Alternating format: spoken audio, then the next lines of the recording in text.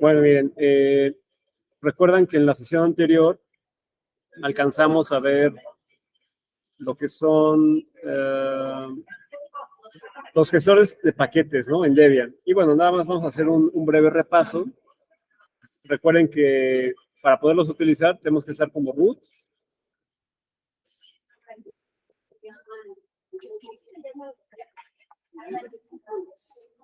Y bueno, miren, acuérdense que el principal programa que se encarga de la instalación, la actualización o la eliminación de paquetes se llama dpkg.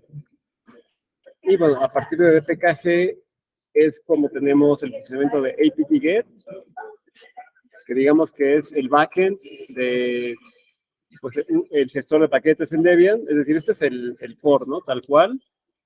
Y es como si pues lo usaran directamente sin ninguna interfaz o un front.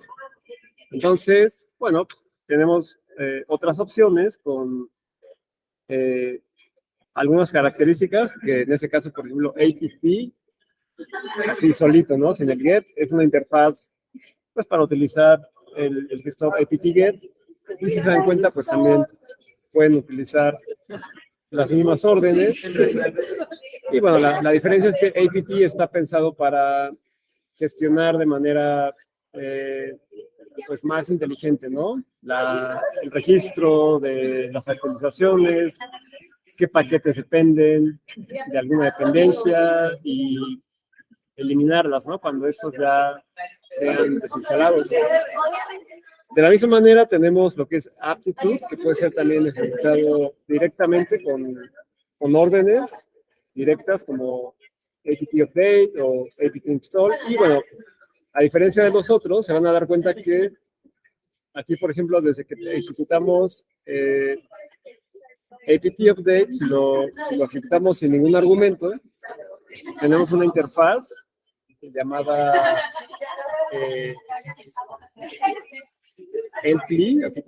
encurses. Este tipo de interfaces en términos se llama encurses. Y bueno, si se dan cuenta, aquí podemos ver que hay 18 paquetes listados, ¿no? Para actualizarse, si les dan Enter, pues ya ahí nos van a salir por categoría, por ejemplo, cuáles son bibliotecas, en la sección main, que es únicamente software libre dentro de Debian, y pues aquí ya sale, ¿no? Cuáles se pueden actualizar. Y bueno, también les quiero compartir que la otra vez estábamos intentando instalar un paquete, ¿no? De rcran, pero nada más para que no quede duda. La manera de instalarlo es recurriendo a la categoría, y por ejemplo aquí está new R, ¿no? Este es el paquete de estadística que estábamos intentando instalar. Le tenemos que dar Enter, y después en la sección main tenemos que dar otra vez Enter, y aquí ya tenemos la lista de los paquetes, ¿no? Entonces aquí tenemos rbase, que era el que estamos intentando instalar, y siguiendo las indicaciones de la parte superior, vemos que si lo marcamos, por ejemplo, con la tecla G, aquí ya nos dice que pues primero se va a hacer una actualización de los paquetes que están listados y posteriormente se va a instalar ese paquete que hemos elegido, que en este caso es rbase, ¿no? Entonces, si le damos OK, pues ya nos dice, bueno, estos son los cambios que se van a aplicar. Y así es como lo podemos hacer. Bueno, eso es nada más para que lo tengan en cuenta. Tienen que, si quieren usar aptitude, pues tienen que darle Enter hasta llegar al nombre del paquete, ¿no? Porque si se queda en la categoría nos va a pasar lo que la ocasión anterior, no va a hacer ninguna acción. Entonces, bueno, de momento no vamos a procesar con aptitude las actualizaciones. Nada más se los quería mostrar. Y por otro lado tenemos Synaptic, que es el gestor gráfico, ¿no? Entonces, si ahí ejecutamos sudo synaptic, tenemos que, bueno, aquí está la interfaz, nos da una ventana de bienvenida. Y, por ejemplo, si nos vamos a las categorías donde dice status, aquí dice install upgradable. Entonces, así mismo como en Aptitude vieron que había 18 paquetes para actualizar, aquí también se marcan. Y si dijeran, bueno, pues yo lo quiero hacer desde Synaptic, que Synaptic, así mismo como Aptitude y APT, utilizan como core apt-get, que es el backend, ¿no? Del gestor de paquetes en Debian. Y le decimos marcar todas las actualizaciones y aquí nos dice, ok, entonces ya las marcamos. Y si quisiéramos aplicarlas, pues ya solo le damos aquí con el mouse, ¿no? Pero bueno, tampoco lo vamos a hacer con Synaptic, nada más les quería mostrar esta opción gráfica.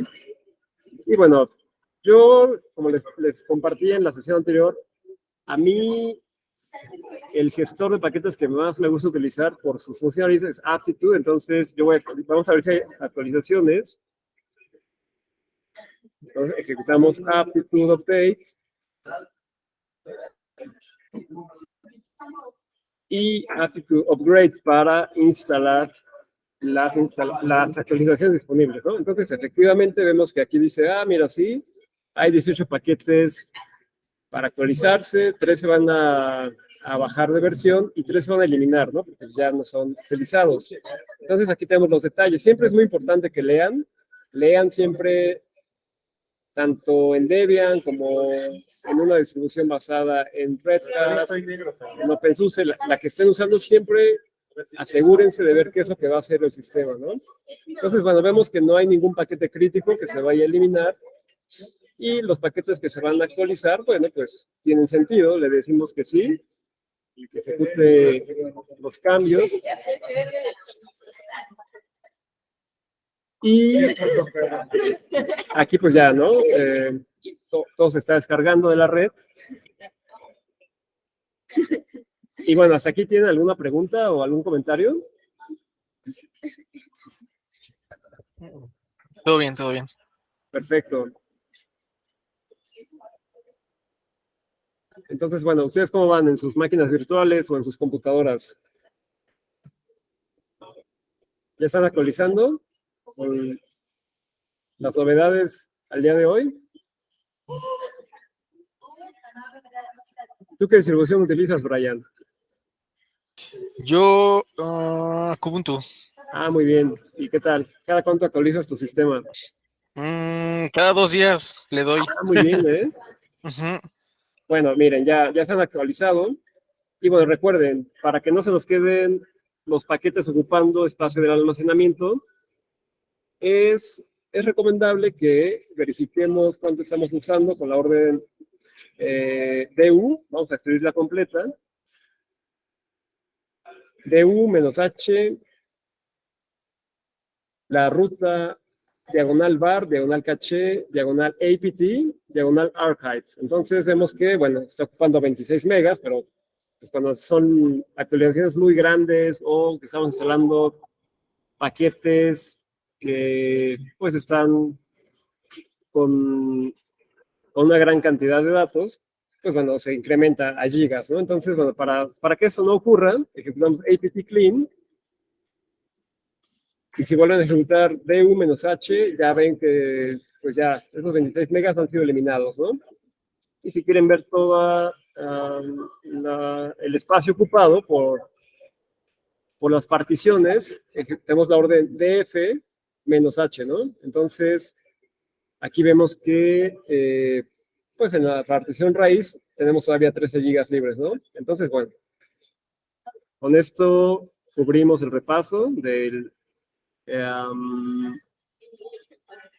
el gestor de paquetes en Debian, ¿no? Con dpkg y apt-get y sus interfaces. Bueno, ahora miren, hoy vamos a comenzar con un nuevo tema que se llama init o el gestor de servicios en New Linux. Y bueno, un gestor de servicios podemos decir que es el primer proceso responsable de iniciar directamente los demás procesos, ¿no? Que se ejecutan en el sistema operativo New Linux. Por ejemplo, una vez que inicia el kernel, que es el corazón del sistema operativo y es el que se encarga de reconocer el hardware, cargarle los controladores necesarios, por niveles van iniciando otros procesos indispensables, ¿no? Por ejemplo, como iniciar ya sea la consola con línea de comandos, ya sea la interfaz gráfica, y entonces también se va se van montando, por ejemplo, los sistemas de archivos, por ejemplo, la partición home, los directorios que se encuentran dentro de la partición raíz, pues reconoce el nombre del equipo, inicia los puertos que tengamos indicados que estén abiertos o el firewall. Y bueno, de esta manera, pues es la importancia, ¿no? La que radica el uso de el gestor de servicios en sistema operativo GNU Linux. Bueno, históricamente eso está desarrollado desde Unix, como vimos en la primera sesión. Unix, pues, fue un sistema operativo revolucionario por sus características técnicas. Y bueno, pues con Unix nació algo llamado sys5, ¿no? O sysinit. Y bueno, pues su principal principio es que si se va a hacer una cosa, se tiene que hacer bien, ¿no? Y es por eso que iniciaba un proceso a la vez, ¿no? Es decir, a diferencia de otros sistemas operativos que iniciaban sus procesos paralelamente al mismo tiempo, pues en el caso de Unix con System 5, la filosofía siempre fue hay que hacer una cosa y hay que hacerla bien, ¿no? Entonces, esto es muy particular pues de la cultura Unix. Y bueno, así como surgió System 5, posteriormente se desarrollan otros inits, siendo actualmente uno de los más utilizados Systemd, que pues fue desarrollado por un programador llamado Leonard Pottering, que también es el que desarrolló Pulse Audio, un gestor de volumen para GNU Linux. Y bueno, pues aproximadamente del 2016 hasta la actualidad, pues ya es el init que tiene mayor presencia, ¿no? Por ejemplo, en las principales distribuciones como Debian, Ubuntu, Fedora, Red Hat, y bueno. Pero además de esto, hay otros gestores de servicios que pues se siguen usando por otras distribuciones, ¿no? Por ejemplo, Slackware y Void Linux utilizan su propia secuencia de scripts, ni siquiera usan un gestor de servicios llamado Runit. Y asimismo, por ejemplo, Gentoo y otras distribuciones utilizan otro init llamado OpenRC, ¿no? Que también es usado por distribuciones como Alpine y Arctic. Entonces, bueno, en este caso nosotros vamos a explorar el uso de Systemd, porque es el que más, pues, está utilizado actualmente, ¿no? Entonces, bueno, miren, en Systemd se utiliza a través de una orden llamada systemctl. Esa va a ser la principal orden con la que vamos a estar trabajando. Y, por ejemplo, los servicios dentro de Systemd se reconocen como unidades. Es decir, además de servicios, pueden existir otro tipo de elementos, ¿no? Que también sean gestionados por Systemd. Y en este caso nos vamos a enfocar a las unidades de los servicios, ¿no? Que son procesos que se ejecutan permanentemente, ¿no? Durante la sesión de nuestro sistema operativo. Entonces, miren, vamos a poner un ejemplo con Nginx. Y Nginx, bueno, algunos como ya conocen, es un servidor web y proxy. Y pues lo vamos a gestionar a través de systemctl. Vamos a ver primero si lo tenemos instalado. Para esto pueden ejecutar la orden aptitude search Nginx. Y vemos que aquí está el paquete y al lado izquierdo tiene una P, ¿no? Significa que no está instalado el sistema. Para eso hacemos uso de nuestro gestor preferido. En este caso yo uso aptitude install Nginx.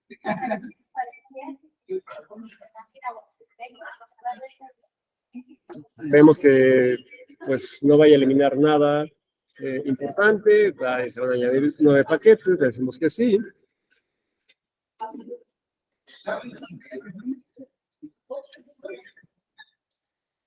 Y listo. Bueno, ya que tenemos instalado Nginx, ahora vamos a ver su estado, ¿no? La primera orden con la que vamos a utilizar Systemd es systemctl. Y por ejemplo, si queremos conocer el estado de un servicio en particular, como sabemos que Nginx es un servidor web, pues es muy probable que se va a encontrar, pues, ejecutando, ¿no? Entonces, cuando queramos conocer el estado de un servicio, tenemos la orden systemctl con el argumento status.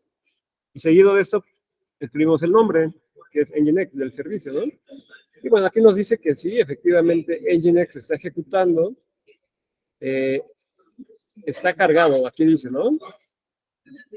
El que esté con el estado enable significa que es un servicio que está habilitado para que cada que se reinicie la computadora, pues ese servicio se comience a ejecutar automáticamente sin que nosotros lo hagamos manualmente. Aquí dice que está activo, es decir, que se está ejecutando. Digo, hay muchas cosas que se pueden dar por sentadas, ¿no? Pero no está de más siempre, pues, conocer un poco de la información, ¿no? Para no dar por hecho que algo es con las apariencias. Entonces, bueno, aquí tenemos el ID del proceso, 18918, y así. Entonces, bueno, vemos que sí está ejecutando. Ahora, fíjense, si quisiéramos, por alguna razón, detener Nginx, utilizaríamos systemctl, pero ahora en lugar de status vamos a utilizar la orden stop. Y de esta manera, si volvemos a ejecutar un status Nginx, vemos que la información cambia. Ahora ya dice que sí, sigue estando cargado, load, sigue estando habilitado, porque si a pesar que esté detenido, reiniciamos la computadora, se va a volver a iniciar, pero en este momento está inactivo, porque lo hemos detenido con la orden systemctl stop. Hasta aquí, ¿alguien tiene alguna pregunta o un comentario? Bueno, ahora fíjense, si por otro lado estamos utilizando Nginx, pero en lugar de detenerlo y iniciarlo, usando dos órdenes, stop y start, así como cuando reinician una computadora, pues pueden usar la orden start, ¿no? En lugar de stop y start, ejecutan systemctl restart. Si por alguna razón hicieron un cambio en la configuración de Nginx, pues así lo pueden hacer, ¿no? Entonces vamos a ver, efectivamente, bueno, pues ya el servicio estaba detenido, pero bueno, si de igual forma hubiera estado ejecutándose, esta orden lo hubiera detenido y lo hubiera iniciado nuevamente, ¿no? Bueno. Ahora, también tenemos otra orden que se llama reload, que esto es, por ejemplo, cuando, digamos que en Nginx hay un directorio que se llama etc sites available, sites enable, ¿no? Y ustedes añaden un nuevo sitio web, pero no quieren detener el servicio porque si no, pues sus demás páginas no van a estar disponibles en el momento en que se detenga el servicio, ¿no? Entonces, para esto, para algunos servicios se puede utilizar la orden systemctl reload, que va a ser una indicación para que Nginx únicamente recargue los cambios que se le han añadido, pero sin que se detenga el proceso. Entonces, bueno, de esa manera lo pueden hacer y no se va a interrumpir, ¿no? Su ejecución. Bueno, ahora vamos a ver cómo lo deshabilitamos. Por ejemplo, si dijéramos, bueno, ya Nginx ya por el momento no lo voy a usar, no quiero usar un servidor web en esa computadora, pues lo primero que hacemos es detenerlo con systemctl stop y vemos el estado para confirmar, efectivamente que ya está detenido y ahora lo vamos a deshabilitar, es decir, ya no va a estar con la palabra enabled, ¿no? Ahora va a cambiar y para esto es necesario que ejecutemos systemctl disable y el nombre del servicio, que en este caso es Nginx.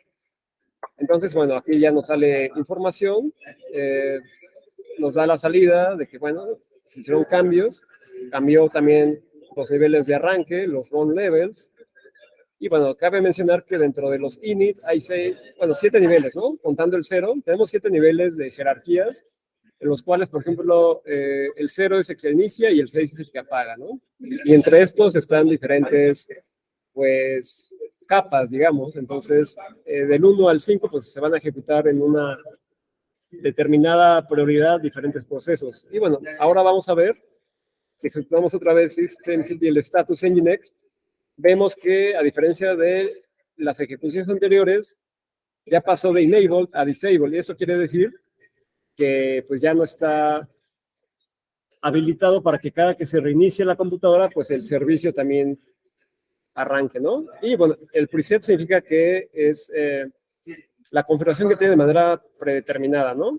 Como recuerdan, cuando instalamos Nginx ya estaba, pues, predeterminado que estuviera habilitado. Y ya, entonces, bueno, así es como ya lo pueden deshabilitar. Ahora tenemos otra orden que se llama systemctl list units, que esto nos sirve para, pues, listar todas las unidades que se encuentran activas, ¿no? Bajo el control de systemctl.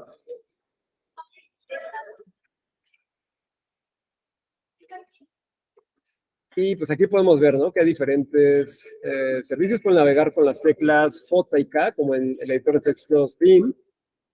Y aquí les dice, ¿no? Por ejemplo, cada uno, si está cargado, si se encuentra activo, ejecutándose, si está habilitado o deshabilitado, ¿no? Entonces, bueno, ahí pueden ustedes explorar detalladamente todos los que están activos. Ahora, si quisieran ver todos, incluyendo los que no se encuentran habilitados, solamente tenemos que añadir el argumento all. Y aquí ya podemos ver que además de mostrarnos las unidades que están activas y que se encuentran cargadas, también pues ya tenemos otras, ¿no? Que aparecen con el estado inactive y disabled, ¿no? Entonces, bueno, pues es también una forma de identificar pues qué tenemos en el sistema a nivel de gestor de servicios y en qué estado se encuentran. Bueno, ¿hasta aquí tiene alguna pregunta? Bueno, ahora miren, tenemos otra orden que es para ver los registros o los logs en inglés, ¿no? Y esto se llama journalctl. Con journalctl podemos ver qué está pasando, ¿no? A nivel de init. Y bueno, pues ahí nos dice, ¿no? Bueno, el kernel se inició con la versión 6.1.0 de arquitectura M64, después se inició el hipervisor KVM y así el gestor de energía ACTI y bueno, ahí tenemos un conjunto de, pues, de procesos que van en orden, ¿no? Y está por hora. Entonces, bueno, con journalctl pueden ver qué es lo que está ocurriendo a nivel de systemd. Y bueno, ¿tienen algún comentario o quieren preguntar algo relacionado a systemd? Todo bien, todo bien. Ah, perfecto. Bueno, miren, ahora vamos a pasar con algo llamado, pues la revisión de logs. Bueno, como ustedes saben, en todo sistema operativo tenemos un registro de eventos. Y pues esto no es la excepción con Unix o Linux. Entonces, bueno, una orden que les va a servir mucho para ver a nivel del kernel qué es lo que está ocurriendo, es la orden dms. Entonces, si la ejecuta, pues ahí nos va a aparecer un conjunto de líneas en las cuales se nos dice información desde que iniciamos la computadora, ¿no? Por ejemplo, aquí nos dice, bueno, reconoció el puerto PCI, una tarjeta de video, se inició systemd con escuchando en el socket de file system check. Y bueno, así, mucha información, ustedes ahí pueden observar. Esto es muy útil, sobre todo cuando hay errores, porque de pronto, si instalan algunos paquetes que pueden ocasionar conflictos al nivel del kernel, puede ocurrir algo llamado un kernel panic, y aquí lo pueden, pues, monitorear, ¿no? Pueden saber en qué momento ocurrió el kernel panic y qué proceso estuvo relacionado a este evento. Ahora, otro recurso que tenemos es un directorio llamado /var logs. Ahí, por ejemplo, van a tener logs a nivel de aplicaciones. Por ejemplo, miren, vamos a ver, tenemos instalado Nginx, ¿no? Vamos a ver qué tenemos de registros para Nginx. Entonces, aquí pueden usar algún programa de texto para visualizarlo como les, y escribimos la ruta absoluta, les, /var, /log, Nginx, y podemos ver que hay uno que dice Access Log, ¿no? Vamos a ver qué tenemos en Access Log. Bueno, no hay nada porque nadie se metió en nuestro sitio web. Solamente iniciamos el servicio, lo estuvimos reiniciando y lo deshabilitamos, ¿no? Entonces, bueno, en el log de acceso no hay nada. Tenemos también uno que es de errores, ¿no? Vamos a ver si hubo algún error en el uso de Nginx. Bueno, pues dice que aquí hubo algo relacionado a la utilización de sockets y que el proceso fue llamado con una señal para iniciar, ¿no? Bueno, ya ahí podemos ver. Por ejemplo, también tenemos otros logs. Por ejemplo,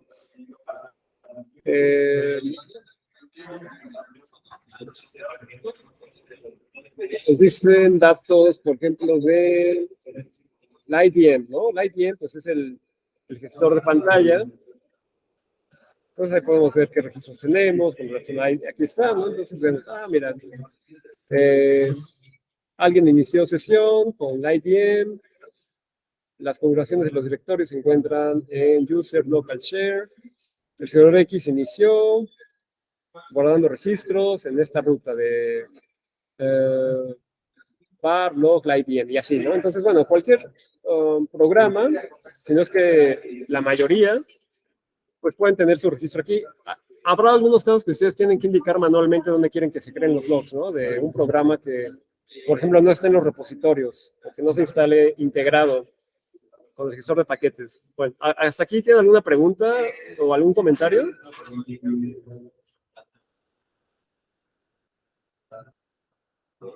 Perfecto. Bueno, miren, ahora vamos a ver lo que es la conexión remota con SSH. Bueno, como algunos conocen, SSH es un protocolo de conexión segura que cifra los datos, ¿no? Para conectarnos a través de una terminal de un equipo a otro. Y miren, para esto vamos a ver un ejemplo. Yo tengo en este momento dos máquinas. Una que está ejecutando la distribución eLive y la otra una máquina Orange Pi 5 que se está ejecutando físicamente aquí en la oficina, ¿no? Entonces, miren, yo voy a abrir una terminal y me voy a conectar, por ejemplo, a la Orange Pi. Para hacerlo, pues, tenemos que definir un alias. Si no quieren estar introduciendo el usuario, la IP y la contraseña, se puede usar una llave, lo vamos a ver en un momento. Pero vean, es muy sencillo, nada más le ponen SSH, el nombre que le dieron al host, le dan Enter y ya está, ¿no? Ya estamos conectados al otro equipo y bueno, pues ahí está, ¿no? Ahora, de igual forma, si me quiero conectar a otro, en este caso eLive, ¿no? Que es la máquina virtual que estoy usando, eLive Retrowave, ya también me inicia la sesión y aquí me recibe con pues otro prompt, ¿no?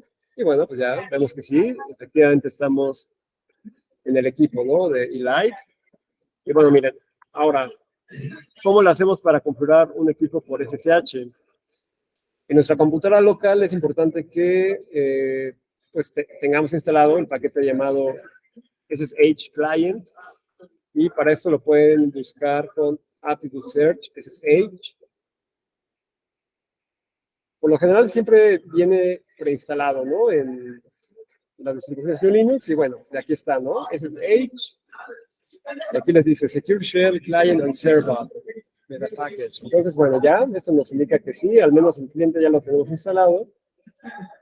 Y ahora fíjense, ya una vez que está instalado, en el equipo en el que queremos configurar la conexión, tenemos que añadirlo. Tenemos un archivo dentro de nuestro home que se llama config. Entonces, para esto tienen que ejecutar un editor de texto con v. Si están dentro de su directorio home, ejecutan .ssh config. Entonces, por ejemplo, yo aquí tengo ya algunos servidores añadidos, pero vamos a ver la estructura de cómo se crea, ¿no? En este caso yo les mostré un servidor llamado eLive Retrowave, ¿no? Entonces, lo primero que tenemos que hacer es escribir host, el hostname. Bueno, generalmente aquí yo les recomiendo que usen una IP porque a menos que tengan un servidor DNS configurado, pues van a poder conectarse, ¿no? A ese equipo con su nombre de dominio local. Y bueno, en ese caso, bueno, tienen que conocer la IP, ¿no? La IP del equipo al que se quieren conectar, el usuario con el que van a iniciar la conexión, el puerto. Aquí pueden cambiar el puerto si digamos que en la máquina virtual de eLive yo le cambio el puerto que sea del 22 al 7180 para que sea menos intuitivo para un atacante. Bueno, pues aquí también lo tendrán que especificar. Y la llave RCA, ¿no? La llave que, hay otros formatos de cifrado, pueden elegir otros. Pero bueno, yo de momento he usado llaves RCA de 4096 bytes, ¿no? Entonces, esta es una opción que todavía es aceptable. Y bueno, la tienen que indicar con la ruta absoluta, ¿no? Donde la tengan guardada. En este caso yo tengo mi llave dentro del lector.ssh. Ahora fíjense, digamos que todavía no tenemos no sabemos nada, ¿no? Del equipo al que nos queremos conectar. Yo, por ejemplo, me regresaría a mi máquina virtual y en una terminal, como usuario sin privilegios, también lo puedo hacer como root, pero bueno, vamos a partir de lo necesario. Tenemos la orden IP espacio A. Con esta orden van a mostrar los datos relacionados a las interfaces de red que tengan en ese equipo, y la A significa all, ¿no? Así como mostrar todo lo relacionado a interfaces de red. Entonces, fíjense, yo me estoy conectando con la interfaz NP1S0, que es la segunda, y me dice que la IP, para que tenga una salida hacia el exterior, pues es la 192.168.122.38, que pues es una IP de mi red local, de aquí de mi computadora. Entonces, esta IP es la que me tengo que llevar. Y bueno, a ver, ¿cuál es mi usuario? Mi usuario, con la orden whoami, pueden ustedes, pues, asegurarse, ¿no? Entonces, bueno, digamos que la IP es esta y el usuario, pues, es Hata, ¿no? Entonces, de regreso a la terminal, 122.38. La primera vez que se conecten, se van a tener que conectar con su contraseña de usuarios sin privilegios del sistema operativo. En este caso sería SSH, el nombre del usuario, @ la IP local o la IP pública, si es que cuentan con alguna. Y dijimos que era, a ver, no me acuerdo, 122.38. Entonces, bueno, ahí te puse una coma en lugar de punto con mi error.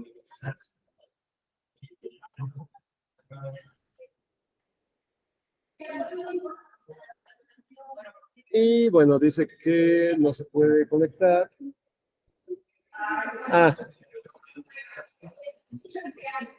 Pero vamos a ver qué está sucediendo. 122.38, sí.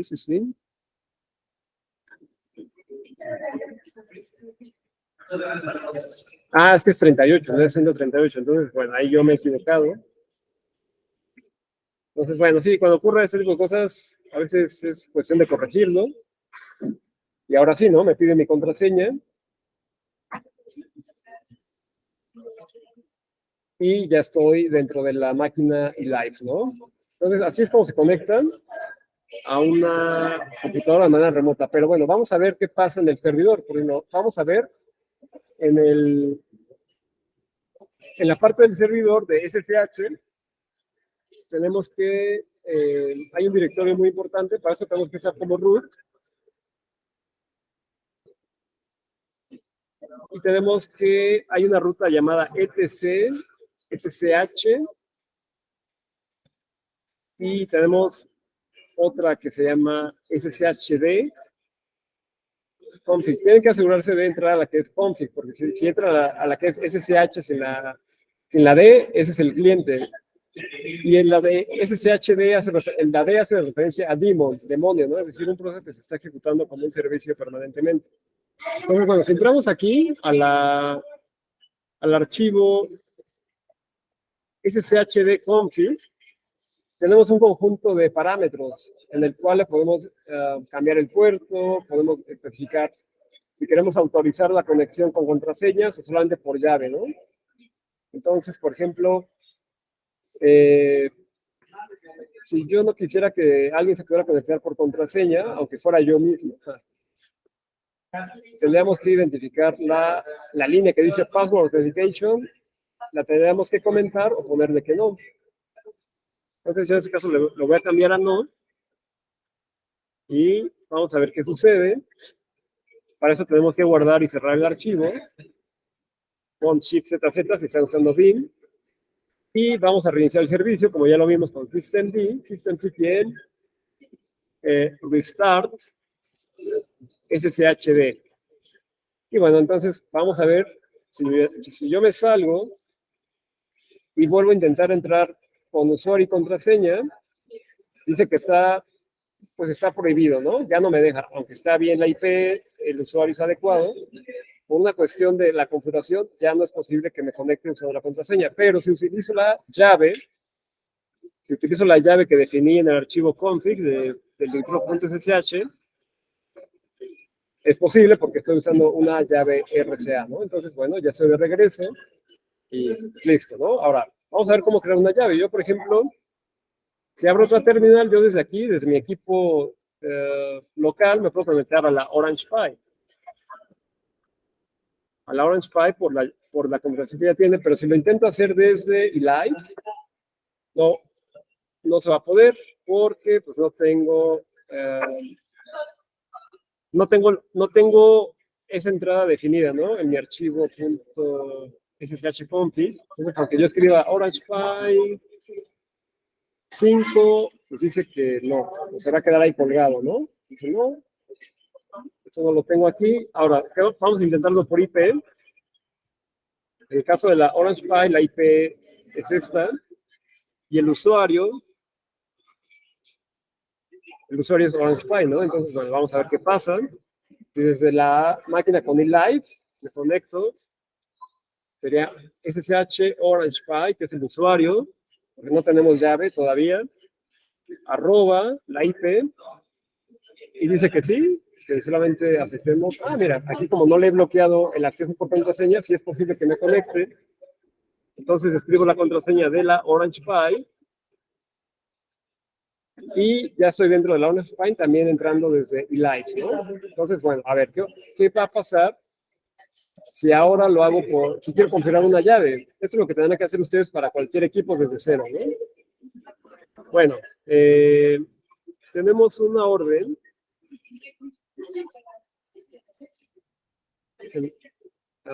La voy a comenzar a escribir.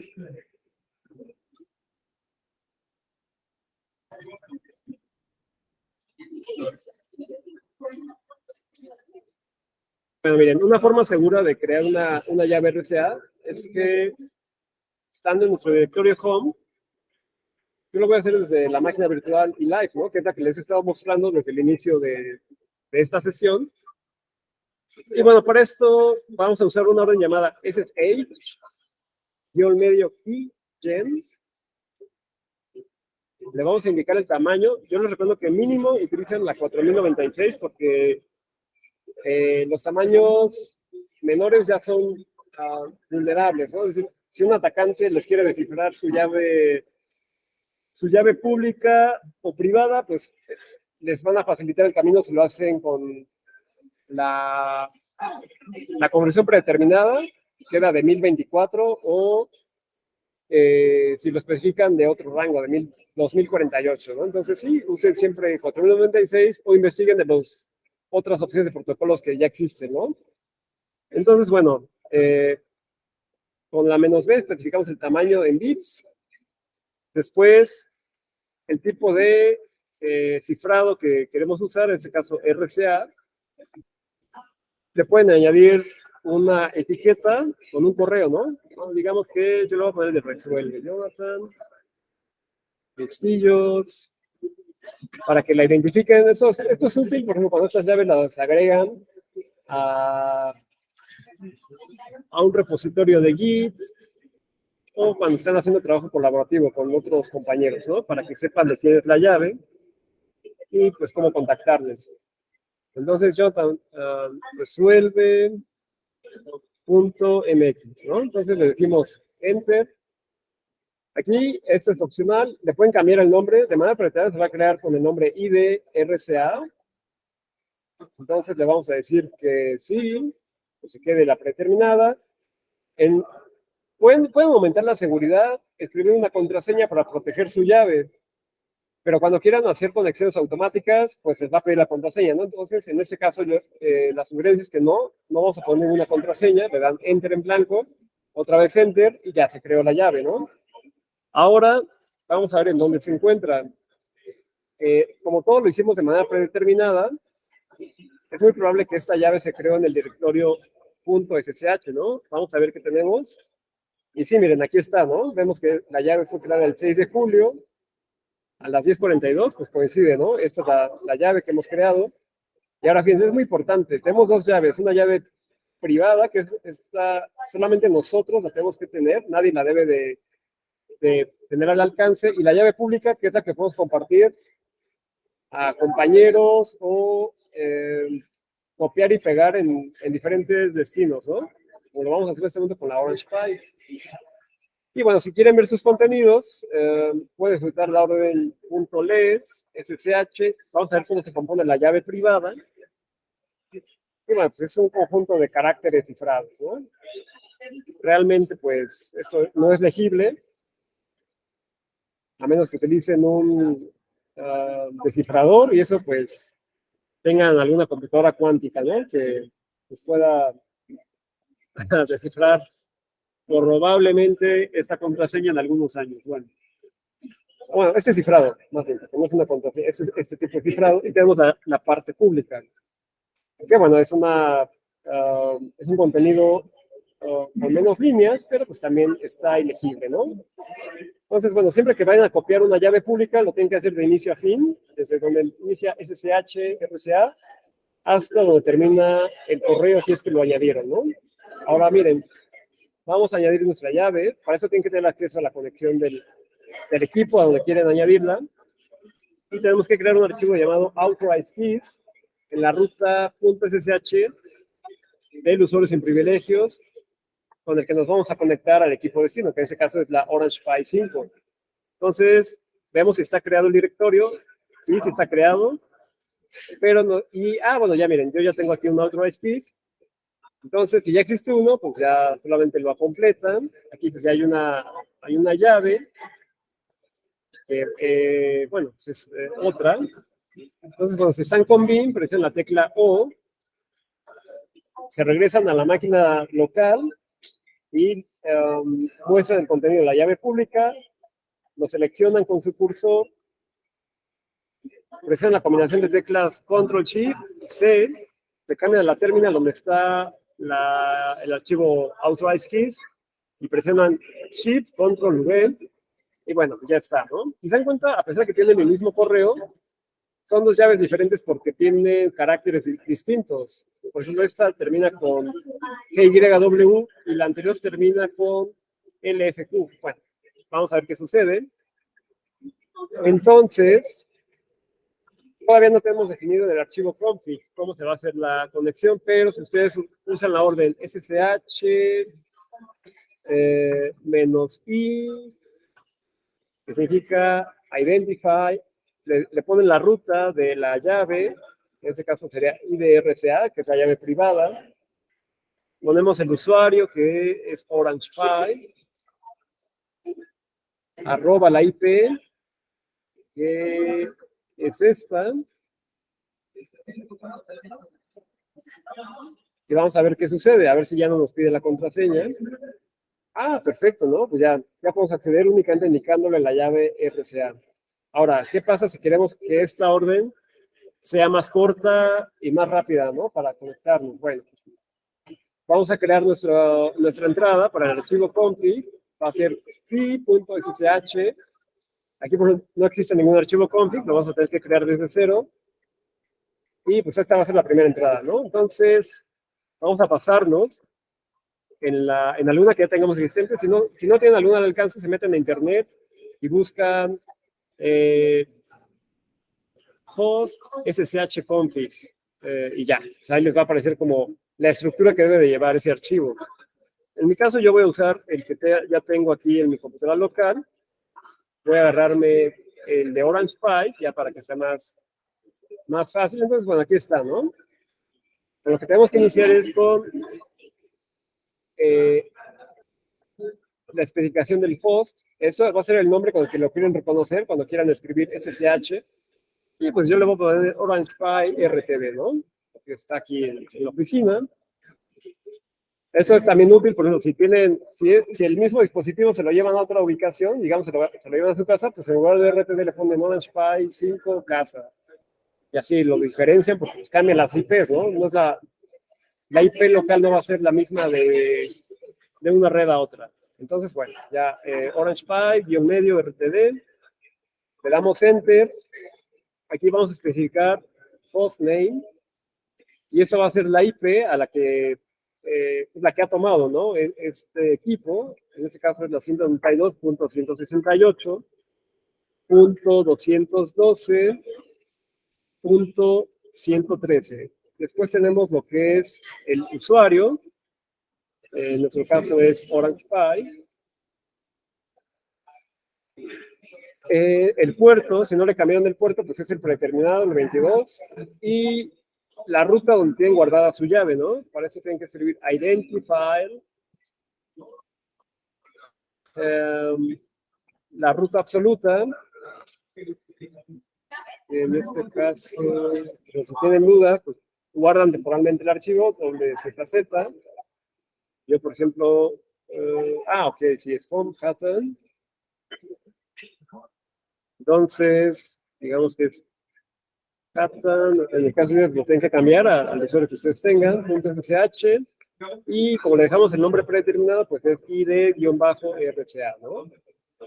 Guardamos los cambios y vamos a ver qué pasa, ¿no? Si ahora escribo SSH, Orange, le dan doble tabulador, inclusive se nos está completa. Y, me dice que tengo un error de sintaxis, ¿no? A ver, entonces tengo que regresar. Identify, algo. Identity file. Identity, exactamente. Identity. Muchas gracias por esa observación. Entonces, bueno, si tienen un error, así les va a aparecer, ¿no? Inclusive el colorcito, ¿no? En ese caso se ve rosa, no aparecía en la última línea de ese color, ¿no? Entonces ya lo guardamos. Y si ejecutamos otra vez SSH Orange Pi, perfecto, ya lo podemos conectar y podemos administrar esta máquina, ¿no? Entonces, claro, esto es. Bueno, ya, entonces, bueno, con esto, pues abarcamos la parte de SSH. Hasta aquí, ¿alguien tiene duda en la parte del cliente o del servidor de SSH? ¿Alguien quiere preguntar algo? ¿O todo quedó bien?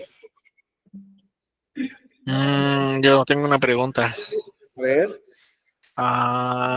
Por ejemplo, cuando agregamos el host, ahí damos por hecho que la IP ya es fija, ¿no? Pero si nos conectamos a una máquina que tenga IP dinámica. Muy buena pregunta, ¿eh? Bueno, pues para esto, cada que enciendan y apaguen la computadora destino a la que se quieren conectar, pues tienen que estar usando la orden IPA. Si esta cambia, pues la tienen que estar cambiando en el archivo config. Entonces, para que esto no suceda, lo recomendable es que definamos una IP estática. Eso lo vamos a ver en las siguientes sesiones, cómo definir una IP estática en una computadora con New Linux, ¿ok? Bueno, entonces, ¿alguna otra pregunta? ¿Esto ayuda a dar respuesta a lo que preguntaste? Sí.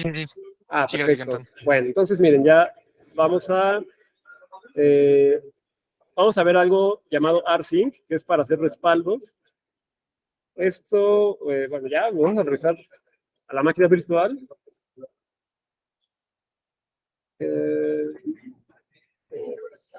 Bueno, entonces fíjense, tenemos un paquete que se llama rsync, es muy útil y de verdad que es de los programas más relevantes que van a usar para hacer copias o respaldos, ¿no? de datos. De verdad que es increíble cómo funciona esa herramienta. Bueno, para esto tienen que verificar primero que esté instalado. No se encuentra preinstalado de manera predeterminada. Entonces, eso varía en cada distribución. Entonces, el nombre se llama rsync, RSYINC. Entonces, por ejemplo, vemos que yo ya lo tengo instalado aquí en eLive, y por ejemplo, dependiendo a dónde quieran hacer el respaldo, pues lo tienen que también tener instalado en el otro equipo. Miren, vamos a ver en la Orange Pi, ¿no? Si ya también está. Para eso hacemos uso de nuestro nuevo conocimiento de SSH, y vamos a ver si está rsync en la Orange Pi.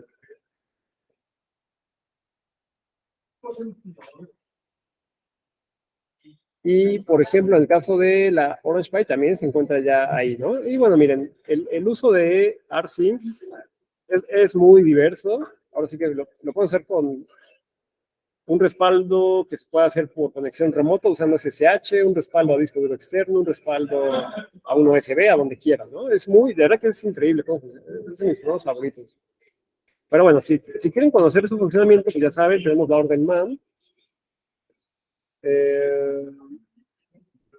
Bueno, en este caso, en eLive está instalado man porque era más ligera, pero si se van a otro equipo, aquí está, ¿no? Man rsync, dice que es un versátil, veloz y remota herramienta de copia de archivos. Entonces, bueno, aquí les dice cómo usarlo. rsync es la orden predeterminada, aquí les dice la descripción, aquí vienen las opciones, los argumentos y así, ¿no? Cómo que lo pueden usar con diferentes contextos, y bueno, ahí lo pueden usar. Y si no, se meten a internet, le ponen create backup rsync, si lo quieren hacer por SSH, create backup rsync SSH, pues van a encontrar tutoriales.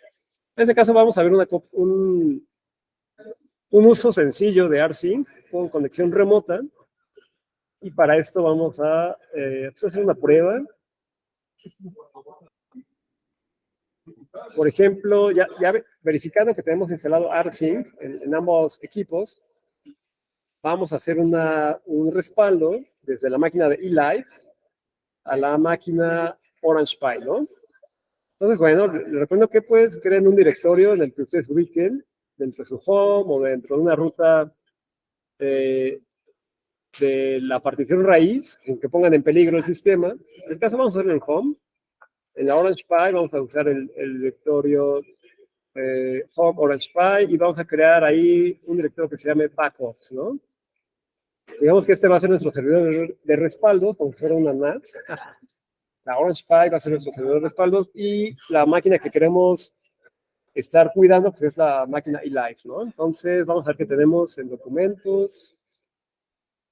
Dentro de eLive, bueno, pues digamos que queremos respaldar el directorio de documentos, ¿no? De eLive. Entonces, para esto vamos a ejecutar la orden